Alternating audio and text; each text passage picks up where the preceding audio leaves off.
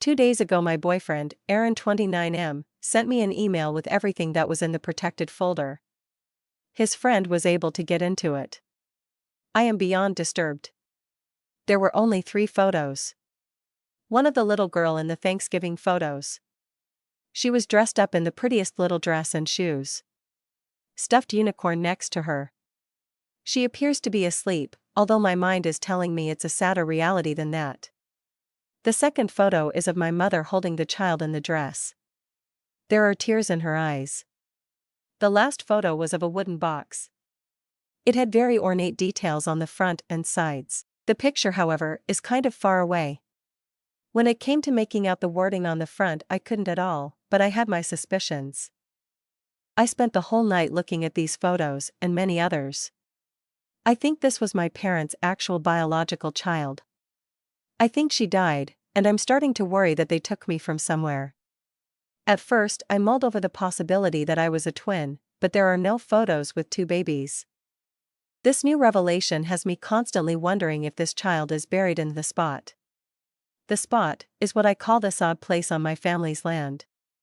It's kind of offset from the main house, where this old tree has grown. I never came here until I was 20, my father came back every year in early December. My mother was always somber during the time he was gone, and they would be oddly affectionate to each other when he returned. Not that my parents weren't affectionate with each other, it just always seemed more upon his return for a few days. Once they moved back here, I began to notice that the spot always seemed to have flowers on it. It would have a wreath at Christmas.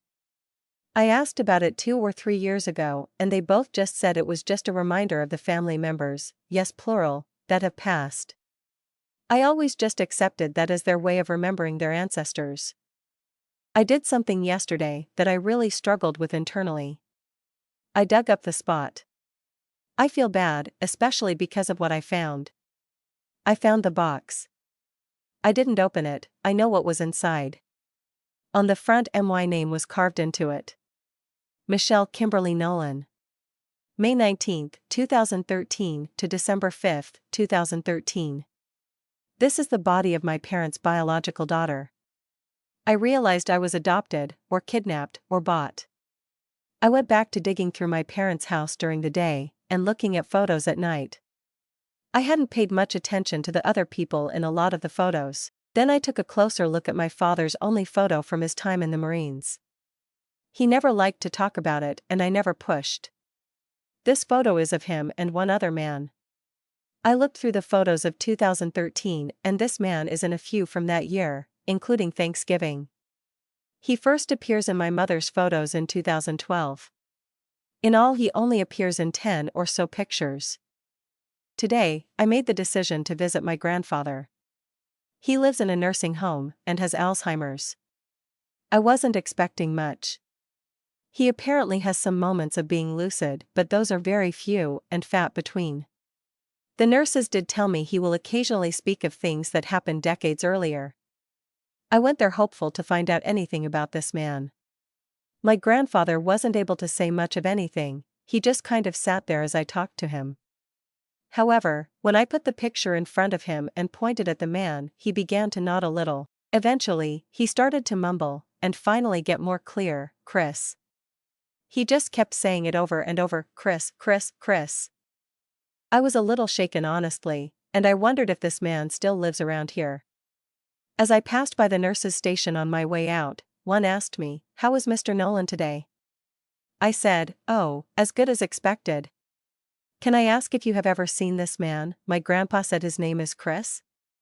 The first nurse said no, but the second nurse who came over to look grew bright-eyed. "Oh my God, I have to look, I swear that's him." She pulled her phone out and began looking something up. Oh my God, I was right, that is Christopher Curry. I'm a huge true crime fan, I would recognize him anywhere. I was startled by that. Who is he? She was more than ready to tell me everything. Christopher Curry, from the Merry Christmas Massacre. He burned his whole family alive on Christmas Eve, shot his sister a bunch of times, she actually survived if you can believe it. Kidnapped her baby, whose body they never found. Then turned himself in. Oh my God, it's like my favorite case. He only lived like 3 towns from here. you should watch the Netflix documentary on him, it's called Burning Lies. I thanked her and cut the conversation short. When I got back to my hotel room, I got on Netflix and searched up the documentary. I just finished watching it. It is literally the most horrible thing I've ever seen. I cried through most of it.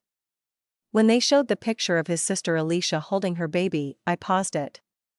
That is the same baby from my first Christmas photo in the camper. I am Ivy Rose West, I am the baby he took that night. How were my parents okay with this? They had to have known what he was going to do to those people. I get grief over the loss of their baby, but to go along with that. I feel sick, I can't even breathe. They were so great, and yet they let him do that. How? I don't know what I am going to do next. I'm retrieving their ashes tomorrow, and I am supposed to spread them on the spot. That's where they always said they wanted to be put. Now I know why. It's all so fucked up, I really wish I hadn't gone looking. I returned to Colorado and told my boyfriend about everything I figured out. We watched the documentary together. He remarked on how much I looked like Alicia. I hadn't even really thought about that the first time, as I was so preoccupied on the baby girl. We had a few long discussions about what my next move would be. There were two things I wanted to do. Alicia West, who changed her name after the documentary 15 years ago to Alicia Curry West, now makes her living as a public speaker. She mostly travels to high schools, giving speeches on honesty and adversity. I know that sounds ironic, considering how this whole thing started. I was looking on her website and she tells a very similar tale to the documentary. Her personal statement talks about how she owns her past lies and gives inspirational speeches about being honest and the potential consequences of deceit. Seems appropriate. Their tagline is "From self-centered to selfless." There is also a lot about overcoming adversity. How she overcame the loss of her child and family. About recovery from her gunshot wounds, and how she faced Chris Curry in court. It looks like she takes donations and is big on supporting victims of domestic violence. She has a whole foundation dedicated to ending family violence, and the public speaking appears to be the main fundraiser. It's all very over the top, but I guess when you go through all of that and come out other side, it's hard not to be. There is a full section dedicated to finding her daughter, Finding Me, with a reward offer, old pictures, and aged pictures. It's kinda what I look like. I took the contact information for the Finding Ivy section and sent an email to it. I included some of the photos from my parents with Chris, and photos of me from Christmas that year. I wanted her to know I was serious. That I wanted to meet and would be happy to get a DNA test. I included my phone number in the email. About 6 hours later, I got a call and it was Alicia herself on the other end. She was crying. Then I began to cry. My boyfriend was listening but stayed quiet. We talked and talked. She asked me all about my life. I could tell in her tone she had a vile opinion of my parents. I can't blame her, they allowed this to happen. We agreed to do a paternity test. She said she would happily pay for it. When our call ended, her assistant came on and gave me all the details I would need. I just had to submit my sample to a local lab, give them Alicia's code, and we would have immediate results. The next day, I did just that and lab tech told me it was a perfect match. Alicia was my mother. I guess she had a notification set up because I got a call immediately. She sounded almost hysterical and wanted to fly me out to Chicago as soon as possible. I was already on day 9 of my 10-day bereavement. I called my boss. He listened to my entire fantastical story and told me he couldn't give me any more bereavement but would approve PTO for as much as I had earned. I decided to take it. I had about a month's worth. I called Alicia back and said I'd be glad to come to Chicago, but I wanted to make a stop first. She asked where, and I told her it may be triggering. She just said back to me, Fort Madison. I said yes, I want to confront my uncle. She asked me to wait. She wanted to talk to me about something important first. She booked me 2 tickets for the next day, first class to Chicago. Aaron came with me, and Alicia had a car pick us up at the airport. Her office was amazing. When Aaron and I arrived, we did all the usual pleasantries. Alicia hugged me and seemed like she didn't want to let go. She looked incredible for someone who was 51 years old. After the introductions, she asked Aaron for some girl time. We talked for hours about everything. Pole vaulting, high school, my upbringing, her family, my real father, her job, my job, and so on. It was really great to get to know her. She did have a bit of an arrogant vibe, but being a successful philanthropist I guess comes with a little bit of that. Alicia insisted that we stay at her house. It was huge. I couldn't believe she was making this much. I asked her about it and she said it was Netflix money. The next day I awoke early and she was happy to see that I was up. She asked me to come into the office with her. She gave me a bit of tour of her operation. I met some of the people. They didn't seem as friendly/happy as I would have expected people doing the selfless work they do. Although I guess they work with a lot of victims of domestic violence, and I'm sure that takes its toll on them. After the tour, Alicia sat me down and told me she had a business proposition for me.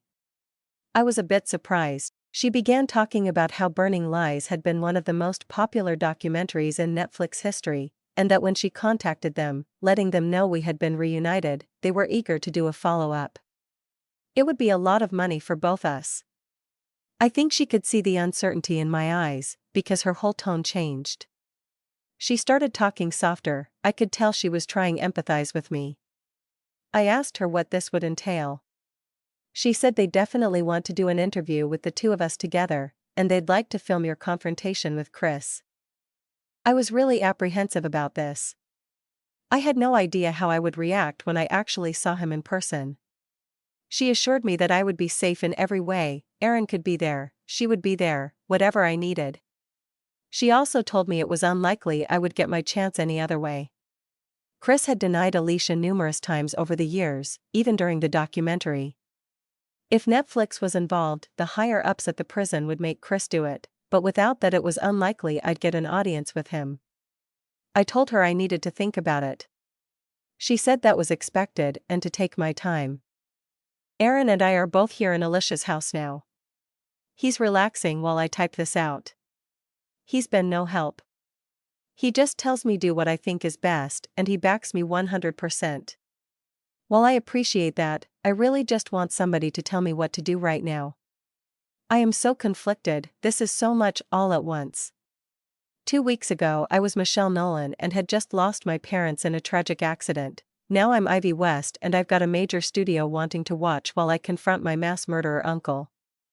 I don't know what to do. I need to know if this is the right thing to do. A big part of me wants to do this, but I'm also terrified. My life is so far from where it was just a few months ago. I'm about to head to the airport and board a private plane to Fort Madison, where I will come face to face with a mass murderer. They keep assuring me I'm in no danger. There are guards, he will be chained, and he has been a model prisoner for 25 years now. Like all that is supposed to make me feel better. So much has happened since my last post. The pressure kept up the very next morning after Alicia proposed doing the Netflix update. Alicia had a million reasons why this would be good for us, and when she told me the estimate payout for it, I was mind blown. This could really set me up. I didn't last long and agreed to be part of the project. There were lawyers on the doorstep that very week and we were locked in. That's when things took a swift nosedive. You know when you should trust your gut, but don't, because what you're being sold or shown or promised is just too good to pass up. Well, if that was a person, it would be Alicia Curry West. Shortly after inking the Netflix deal, she came to me with a job offer. She wanted me to go on the road with her, doing the public speaking engagements and raising funds for the foundation. She sold it to me in so many ways. We could make up for lost time, we could really make a difference in kids' lives, we could honor my birth father, we could possibly get other TV deals, she would start me out at $100K a year, and much more. I didn't know what to say. I had been at my job for 3 years at this point, but that would be a huge raise. I ended up accepting, and told my boss that I wouldn't be returning. After I accepted, Alicia asked if I'd start calling her mom, and I agreed. I still had this sneaking feeling that something was off, but I ignored it.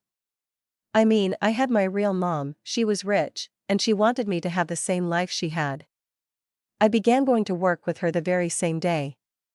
Over the last month, we have mostly been planning speaking engagements and talking about the angle we would take. The thing that bothered me was she wanted to play up my life as really negative. It's like she wasn't lying about how I grew up, but wanted it to seem like I was abused, neglected, and mistreated. Always focusing on moving around, living in campers, denied access to society. She even wrote statements that implied physical abuse. I don't know what to think of Val and Kim anymore, but they were not evil. They treated me great and raised me the best they could. I don't want them slandered. It was after the first week of working with her that I really started to take notice that she was very self-centered. Her assistant seemed like she was always on the verge of tears and trying to anticipate Alicia's next move. She wasn't very nice to any of the other staff members either. I tried to be friendly with them, but they all seemed to get really nervous around me. After overhearing someone talking about how the bitch denied my raise, but brought her new little pet in at 3 times my salary, I began to wonder how much of her company/foundation was really dedicated to helping victims. I have a financial/accounting background. I went to Alicia about 2 weeks in and asked to look at the company finances, under the guise of trying to maximize our intake, which is weird because this is supposed to be a non-profit. She agreed, which I was surprised. She had only known me a few weeks, and I could get the vibe she was trying to be a mom, but to just let me get into anything I wanted seemed naively generous. Going through the books, I felt sick. It was all just a front really. Her whole marketing was that she was out in the schools, out in the neighborhoods, preaching doing the right thing. The reality was, speaking engagements were rarely done at all. In fact, from what I can tell, the dozen or so events she does at high schools and shelters a year appear to just be a marketing ploy. She makes most of her money from donations doing do-gooder events and dinners for rich people who want tax write-offs. I thought, okay, if this gets people more resources, more help, then I guess that's still worthwhile. I know the real world isn't all rainbows and butterflies. Maybe she backed off on the speaking and did more foundation event stuff because it gets more for the victims. No, not true. As I started doing the math on the disbursements, it seems only about 9% of every dollar collected goes to actual victims. This is a foundation that brings in close to $2.5 million annually. And last year only $210,000 went to any victims organization. I started looking deeper. The people who work here aren't getting paid anything. She offers a pretty good starting salary, but looking through the employee records, raises are few, far between, and slim at best.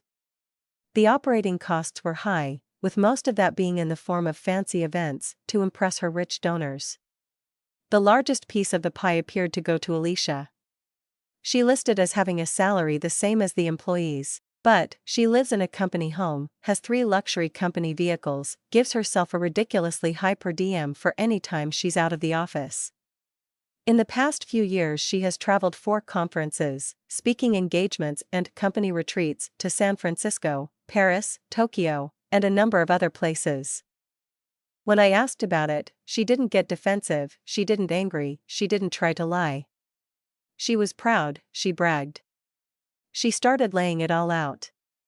Going out and taking a few for the team at a high school always meant bigger donations at the dinners and socials. She went on and on about how to max out donations. I think she was under the impression she was teaching me something. When we talked salaries, she explained, never pay someone the minimum, they'll always leave, because they can and not lose anything. You want to get them in with a good offer, then keep them through their own necessity. You got to give them just enough to live a little, just enough to make them reconsider leaving. Then you've got them for good.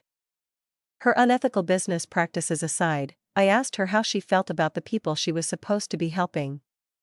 She didn't even comprehend what I meant. She truly believes she is doing everything she can for the victims, and that her foundation does everything it can for them. I asked about all the amenities she gives herself and she said, it's just her pay, she dedicates her life to helping others, she's earned all this.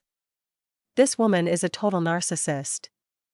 Over the next couple weeks I did my best to contribute and be her little protégé. I was so appalled by what I had learned, I knew I had to do something. I didn't really know what, but something. That has meant weeks of playing along with Alicia. Here's a recap of things I've learned.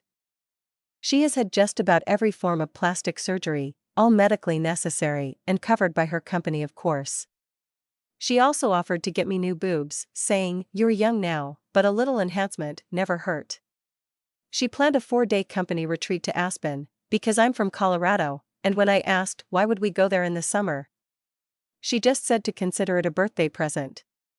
I said my birthday was in May. She said, "No, it's not, it's July 9th. I hadn't really thought about that. Her plan was Aaron could join us. I said we should invite some staff as a thank you, and she laughed, saying she never brings any of them. I pointed out that I had noticed others on previous retreats in the records. That's when she explained that she will often hire a guy she wants to fuck, her words exactly, a few days before, then take him on these company retreats, then let him go when they get back. I got dealt a huge loss though on the trip. I was sleeping in this way to extravagant Airbnb. When I hear a huge commotion from the bathroom. Aaron is there in a towel, Alicia is topless, holding her big fake boobs, trying to cover her nipples. Aaron is telling me she came in there like that, the shower is clear glass. He says she was asking him if he needed any help and to show her what he's got. Alicia is denying everything, saying she was getting herself ready and came in topless by accident, and that's when Aaron came on to her, asking her to join him. I know he wasn't lying. He was so upset. It came down to an ultimatum. Him or her. I wanted so much more with him, but I couldn't let her keep doing this. I had to say goodbye to Aaron. I still didn't know what I was going to do, but I couldn't just let her keep taking advantage of people. He left the trip. I tried to reach out, but I'm blocked. Goodbye, Aaron. This ended up being a blessing though. She now trusted me completely. I told her that we should do a PR campaign on our reunion. She loved the idea. We did this whole workup called I Am Ivy West. I also suggested we make it legally official that I am her daughter. She was happy to do this. Her lawyers made quick work of the process. We finally got to our first filming. It was going to be 3 filmed parts, an interview with the both of us. Then one with us and Chris. Last, a follow-up interview with us on our thoughts about facing Chris in person. The first interview was horrible. It was so much bashing of my parents, Val and Kim. Painting them as monsters. Alicia kept speaking for me when they would come up. The narrative she was pushing was she was saving me from my past. It was sick. Yes, they did something horrible, but they weren't horrible to me. But yet again, I had to go along with it. I keep telling myself if I want to make it all right, I have to keep going, but it's getting hard. The car is waiting for me. The next test is here. Wish me luck, and I'll update when it's over. I know you all want to know what happened, so I'll get right to it. Alicia was in the car sent to take us to the airport.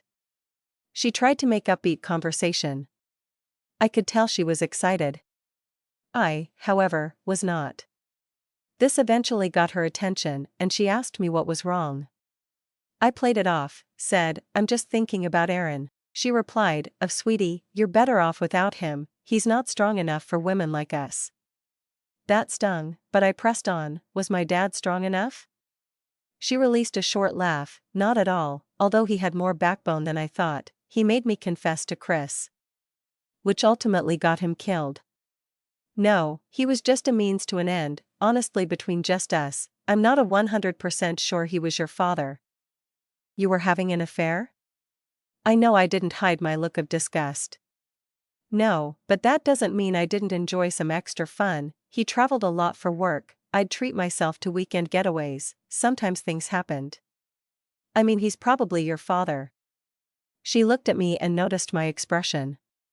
What did I hit a nerve? You'll learn at some point. One person isn't enough for anybody, not long term, everyone does it.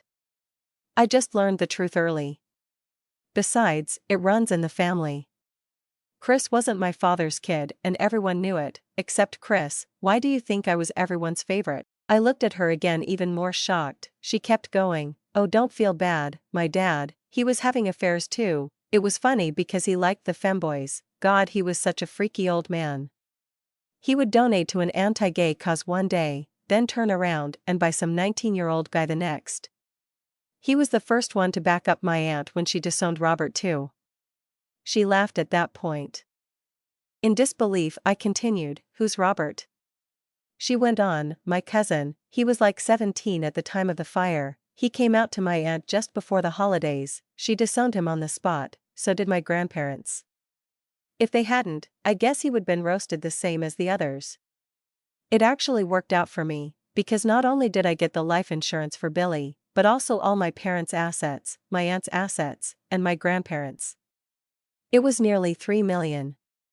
Robert came to see me at the hospital, but I had him thrown out. I didn't need that kind of image on top of all my other problems at the time." I looked at her and couldn't help it anymore. "You were all awful." She frowned. "Ivy, pull the stick out of your ass and grow up. We all did what we had to for the family." I just looked at her and said, "Michelle." She said, "What?" I responded, "My name is Michelle." That pissed her off, and I'm not gonna lie, I got a sense of satisfaction. At very least, I bought myself the silent treatment for the flight. We arrived and spent the night at a nearby hotel. I got to listen to Alicia bitch about it. Guess it wasn't up to the standard she was accustomed to. The next day she was done with the silent treatment, and let me know she forgave me being rude the day before. We got to the prison and they took us into the interview room. They prepped us on some of the questions, and let us know how this was going to go. I told everyone I had a request. I wanted to shake his hand. Everyone seemed confused, but the producer loved the idea. It took a little convincing, but the security team agreed to loosen his restraints enough to let him shake, under the condition he would have a guard over each shoulder. I agreed. When we got into the room and were situated, they brought him in. He was so unassuming. If you put him in a lineup of 100 random men and asked someone to pick out the multi-murderer, he would be one of the last picked. They chained him to his seat, leaving just enough slack in the chain for him to raise his hands up enough to shake. I walked over to him and looked him in the eye. Our hands met and it was a surreal moment. He forever altered my life for the better. How would I have been raised by those people? I saw his eyes react, and though we said nothing, I think he sensed I had learned about who she really was. The interview began. Chris was across from us, maybe 15 to 20 feet away. The guards moved to the walls. Alicia immediately started with some very theatrical monologue about staring into the face of evil. I tired of it quickly. The producers asked so many questions of us. I was playing along, giving everyone what they wanted, when I finally noticed the tapping. Chris was tapping his leg the whole time. He was signaling me. He expected my father, my real father, would have taught me Morse code. He was right. It took me a minute, but I realized what he was saying. Push. I was finally asked, "Ivy, is there anything you want to say to Chris?" I looked at my uncle and said, "For the murder of Billy West, you deserve to be in here, but I want to thank you. If not for you, I would have been raised by this awful person who sits beside me, instead of the great parents I had." At that point, I pushed the button on my watch and the recording of everything Alicia has said over the months began to play. I had it organized so that the worst confessions played first, as I assumed she would quickly interrupt. She rose to her feet and squared up to me screaming, "You ungrateful bitch." I stayed seated and yelled up to her, "Don't talk to me, you cruel, psychotic, manipulative whore." This enraged her and she grabbed me by the neck. This was exactly what I wanted her to do. I jumped to my feet and forward with a hard shove. She didn't expect that and went tumbling backwards, right into the lap of my Uncle Chris. I swear I heard him say, "Gotcha." It was quick. I have no idea how he hit it on himself. The sharp metal shard entered Alicia's throat, and he yanked hard backwards towards himself. The entire right side of her throat seemed to tear out. It was one of the most disgusting things I have ever seen. There was no saving her. She bled so much and so fast. Chris just laughed, and laughed as the guards pounced on him. I was rushed into another room. I'm back in my hotel room now. Trying to make sense of everything. Wondering why I don't feel guilty. I'm sure at some point all of this will catch up with me. But for now, I'll take solace in the fact I'm not like her. I'm not anything like her. I am Michelle Kimberly Nolan, daughter of Val and Kim Nolan.